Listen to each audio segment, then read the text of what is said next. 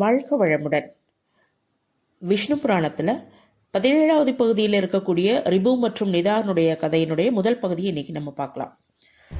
ரிபு முனிவர் அப்படிங்கிறவர் பிரம்மாவினுடைய மகன். அவர் இயற்கையிலேயே புனிதமான குணம் கொண்டவர், உண்மையான ஞானத்தை உணர்ந்தவர். நிதாகர் அப்படிங்கிறவர் புலஸ்தியனுடைய மகன், ரிபு முனிவருடைய சீடரும் ஆவார்.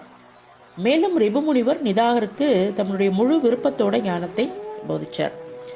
தேவிகா நதிக்கரையில் உள்ள ஒரு பெரிய அழகான நகரம் வீரநகர் அப்படின்ற நகரம். அந்த நகரத்தில் தான் புலஸ்தியனுடைய குடியிருப்பு இருந்துச்சு.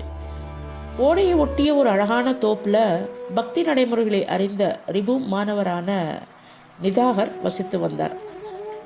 பல ஆண்டுகளுக்கு பிறகு ரிபு தன்னுடைய சீடரான நிதாகரை பார்க்க புலஸ்திய நகரத்துக்கு வரார். ரிபு முனிவரை வீட்டிற்குள் அழைத்து சென்று வணங்கி அவருடைய கைகளையும் கால்களும் கழுவப்பட்டு உணவு அருந்தறத்துக்கு வரவேற்கிறாரு. உணவு அருந்தியும் உபசரிக்கிறார். அப்போ இரவு உணவுக்கு பிறகு கொஞ்ச நேரம் 2 பேரும் பேசுறதுக்காக உட்கார்றாங்க. அப்போ ரிபு முனிவர்கிட்ட நிதாகர் நிறைய கேள்வி கேட்கிறார். நீங்கள் உணவு திருப்தியாக சாப்பிட்டீங்களா? எங்களுடைய உணவு உங்களுடைய மனம் திருப்தி அடைஞ்சுதா? உங்களுடைய தற்போதைய வீடு எங்கே இருக்குது? நீங்கள் எங்கே செல்ல போகிறீங்க? இப்போ நீங்கள் எங்கேருந்து வந்தீங்க? அப்படின்லாம் நிறைய கேள்வி கேட்குறார். அதற்கு ரிபு முனிவர் ஒவ்வொரு கேள்விக்காக பதில் சொல்கிறார். பசியாக இருப்பவங்களுக்கு மட்டும்தான் திருப்தினா என்னன்னு உணர முடியும். ஆனால் எனக்கு எப்போதும் பசியோ தாகமோ நான் அனுபவிச்சதில்லை. அப்படியானா திருப்தியை பற்றி நான் எப்படி உங்களுக்கு நான் சொல்ல முடியும்? பசியும் தாகமும் உடலுடைய பண்புகள், ஆரோக்கியமும் திருப்தியும் மனதினுடைய பண்புகள்.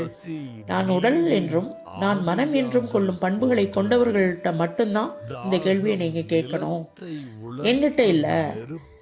சுவையான மற்றும் சுவையற்ற தன்மை போன்ற உணவினுடைய குணங்கள் கூட அர்த்தமற்றவைதான். ஏன்னா ஒரு சுவையான உணவு ஒரு கொஞ்ச நேரம் கழிச்சு அதே உணவு என்ன ஆயிடுது, திருப்திக்கு பதிலா எரிச்சலை கொடுக்கும். எனவே சுவையான மற்றும் சுவையற்ற உணவுப் பொருட்கள் மீது பாரபட்சமற்ற உணர்வை வளர்த்து கொள்ள நீங்க பழகிக்கணும். மேலும் முக்தியை அடைய பாரபட்சமற்ற உணர்வு தான் அவசியம் அப்படின்னு சொல்றார். மேலும் மண்ணினால் ஆன இந்த உடல் உறுப்புகள் நெருப்பால் வறண்டு போகும்போது பசி உருவாகுது. உடலுடைய ஈரப்பதம் உறிஞ்சப்படும் போது தாகம் எடுக்குது. பசி மற்றும் தாகம் உடலுடைய செயல்பாடுகள். அதெல்லாம் நீக்கப்படும் பொழுது உடலுடைய தேவை பூர்த்தியாகுது. ஆனா உணவால் கிடைத்த இன்பமும் திருப்தியும் மனதை சார்ந்தது. அவற்றினுடைய நிலையை மனதினிடம் கேட்கணும். என்ன மனிதன் அவைகளால பாதிக்கப்படுறது இல்லை அப்படின்னு சொல்லி சொல்றாரு.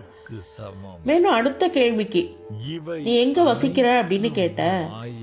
நான் எங்கிருந்து வர்றேன் அப்படின்னு கேட்ட. அப்போ மனிதனானவன், மனிதன் அப்படின்னா ஆன்மாதான். அதனால அது எல்லா இடத்துலையும் இருக்கு. ஈத்தர் போல எல்லா இடத்துலையும் ஊடுருவவும் செய்யுது. அது எங்க இருக்கு அப்படின்னு விசாரிக்கிறது தான் சரியான பகுத்தறிவா. அடுத்த கேள்வியா எங்க போக போற அப்படின்னு கேட்டேன். நான் எங்கேயும் போக போறதும் இல்லை, வர்றதும் இல்லை. எந்த ஒரு குறிப்பிட்ட இடமும் எனக்கு தனிப்பட்ட முறையில இல்ல. நீயும் இல்ல, நானும் இல்ல, மத்தவங்க யாருமே இல்ல அப்படின்னு சொல்றாரு.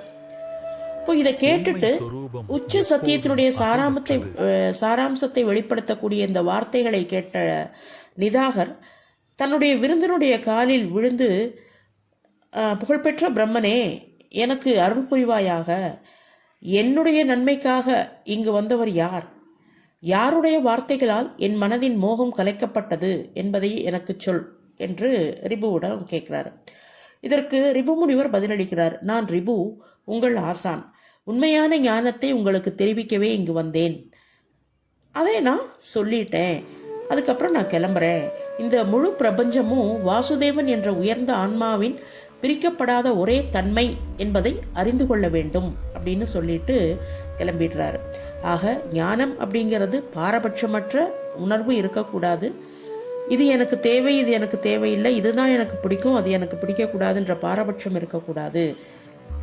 அதே போல் எல்லா இடத்துலையும் ஊடுருவி இருக்குது. இந்த முழு பிரம்மமும் முழு கடவுள், அதாவது வாசுதேவன் அப்படின்ற ஒரு ஒரே ஆன்மாவினுடைய தன்மை தான் அப்படிங்கிறத புரிஞ்சுக்கணும் அப்படின்னு சொல்லிட்டு ரிபு முனிவர் கிளம்பிடுறாரு.